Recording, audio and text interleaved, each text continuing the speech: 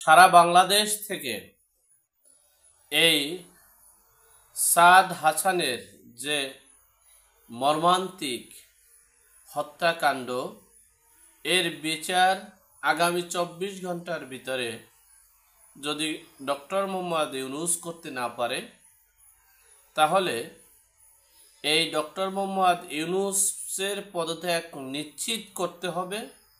এমনকি পদত্যাগের পর যেভাবে রাষ্ট্র পরিচালিত হবে সে বিষয়ে সংক্ষেপে আপনাদের সাথে বিশ্লেষণ করার চেষ্টা করছি।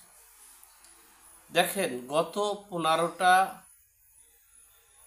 বছর শেখ হাসিনার আমলে দুর্বৃত্তায়ন, মানি লন্ডারিং বেশি শক্তি হয়েছে, অস্বীকার করার কিছু নেই। কিন্তু পৃথিবীর ইতিহাস বিরল। আসলে আপনারা বিশ্বাস করবেন কিনা জানেন না।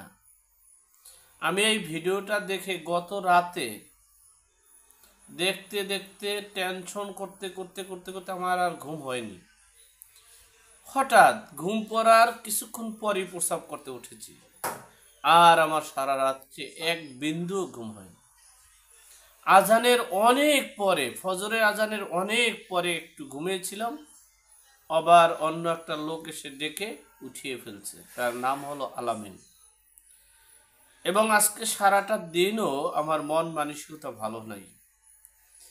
একটাবার ভাবতে পারেন, এই ছেলেটাকে মৃত্যু নিশ্চিত করার পর বুকের উপরে লাফ দিয়ে উঠে নৃত্য করছে। পৃথিবীর এমন কোনো ইতিহাস আপনি দেখাতে পারবেন?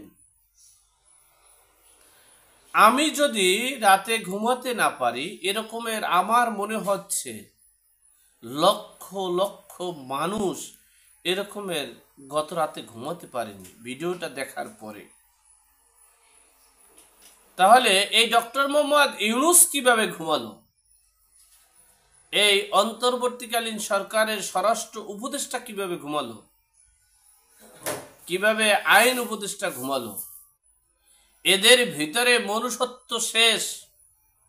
এরা বলে মব না, এটা হচ্ছে ক্ষোভের বহিঃপ্রকাশ, এটাকে মব বলা যাবে না। আবার বলছে যারা মবের বিরুদ্ধে কথা বলবে তাদের দেখাইয়ে দেবে, অ্যাকশন নেবে।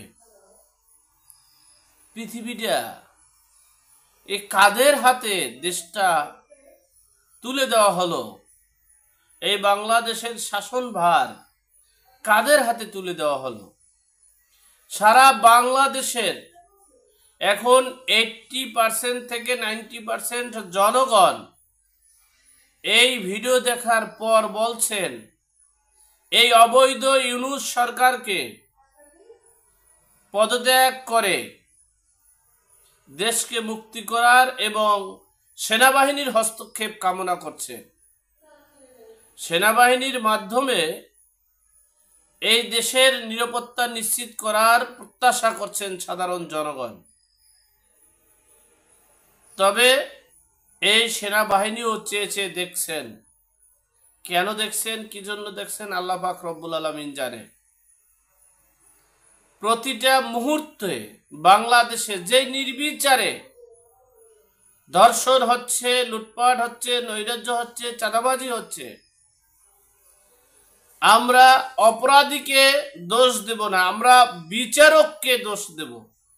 কারণ এই বিচার যদি প্রকাশ্যে ভিডিওতে দেখা হয়েছে লাফিয়ে মৃত্যু নিশ্চিত করার পরও বুকের উপরে লাফাচ্ছে, আর তাদেরকে বিচার করা হচ্ছে না জনসম্মুখে, এরকম প্রত্যেকটা ঘটনার যদি বিচার করত এই অন্তর্বর্তীকালীন সরকার, তাহলে এই দেশের মানুষও তাদের জন্য দোয়া করত। দেশের সর্বস্তর এবং দেশি বিদেশি সবাই তাদের জন্য দোয়া করত। কিন্তু এই স্বৈরশাসক, এই ফ্যাসিস্ট সরকার, স্বৈরশাসক সরকার কিসের ভয়ে, কোন কারণে চাঁদাবাজি, লুটপাট, নৈরাজ্য এবং মব কিলিংদের লিড দিচ্ছে, তাদেরকে আশকারা দিচ্ছে। প্রত্যক্ষ সরাসরি যারা হত্যাকাণ্ডের সাথে জড়িত তাদেরকে গ্রেফতার না করে পরোক্ষ ঘটনার সাথে যারা জড়িত তাদেরকে গ্রেপ্তার করা হয়েছে। কিসের আলামত দেখা যাচ্ছে? দয়া করে আমি সেনাবাহিনীকে বলবো, দয়া করে আপনারা দেশটাকে রক্ষা করেন। এই স্বৈরাচার, এই ফ্যাসিস্ট, এই নাৎসিবাদী, এই জঙ্গিবাদী, এই মনুষ্যত্বহীনতা, এই মানবিকতার হীনতা ব্যক্তিরা রাষ্ট্র পরিচালনা করতে পারে না। রাষ্ট্র পরিচালনা করতে হলে দেশের জনগণের জীবনের নিরাপত্তা দিতে হবে। প্রত্যেকটা অপরাধীকে তাৎক্ষণিক, অপরাধী যারা শনাক্তকারী অপরাধীকে বিচারের আওতায় এনে বিচার নিশ্চিত করতে হবে। কিন্তু তাদেরকে আরো উৎসাহ দিচ্ছে, তাদেরকে দিয়ে দেশে একটা ত্রাসের রাজত্ব কায়েম করছে এই অন্তর্বর্তীকালীন